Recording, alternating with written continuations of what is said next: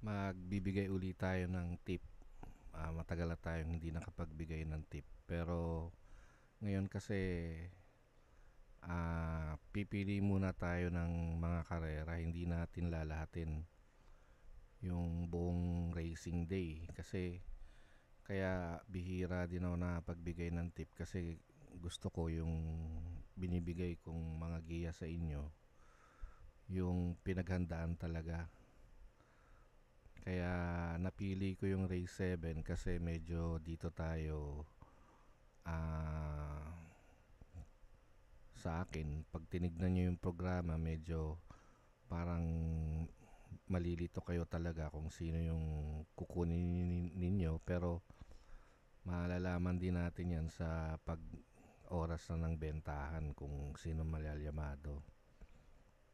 Meron tayo ditong ah 8 entries.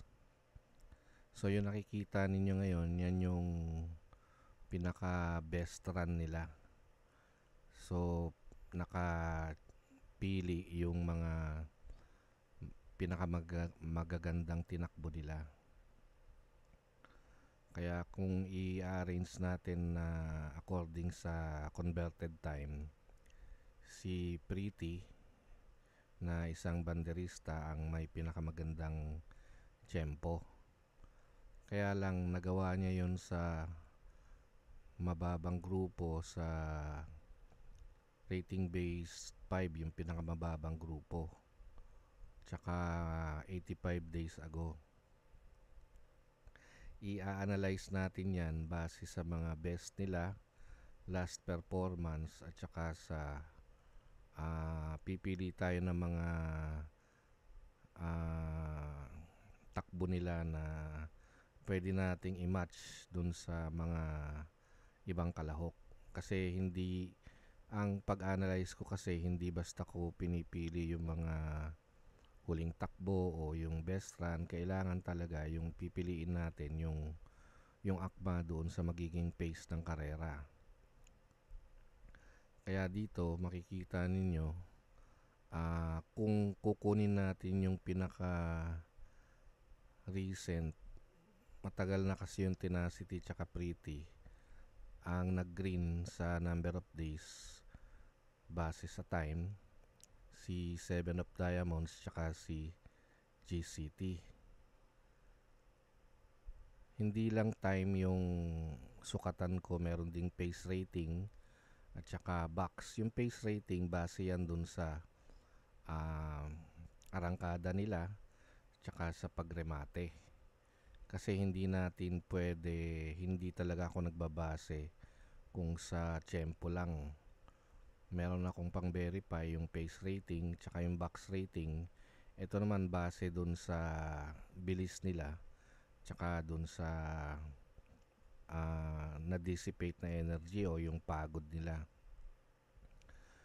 So dito kung best performance ang pagbabasihan natin, nandun parati si GCT tsaka si 7 of Diamonds. Hindi ko kukunin si Pretty kasi yung ginawa niyang although maganda yung tempo, matagal na tsaka sa mas mababang grupo. Ngayon punta tayo dun sa huling takbo nila.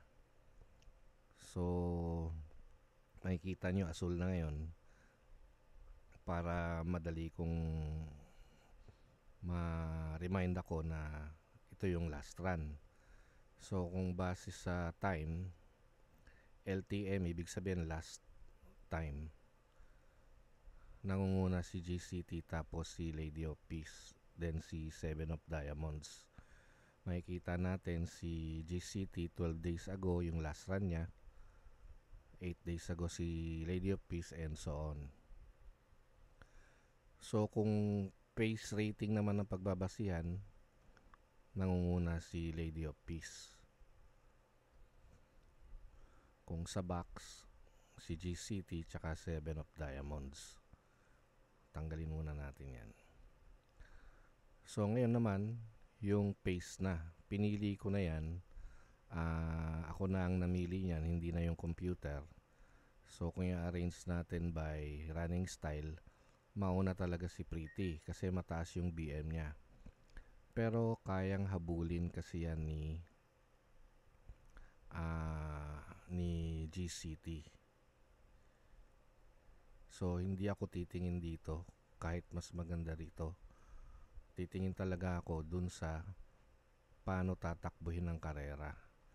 Sa pananaw ko, malalampasan ni GCT, si Pretty, tsaka si Lady of Peace. Babandera sigurado dyan si Pretty. Pero medyo may hirapan lampasan yan kasi malayo yung aire. Masyado mataas yung aire ni Pretty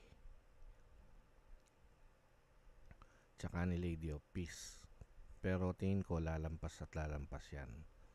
So yan ang unang pili ko, si GCT. And yung pangalawa ko, yung reremate na 7 of Diamonds. Kasi kung i-arrange natin by time, silang dalawa lang yan eh. Kung by box, silang dalawa din eh. Oh. And then, kung pace rating, nandun si Lady of Peace. So, ibig sabihin, papahirapan niya ng konti ni Lady of Peace, palagay ko.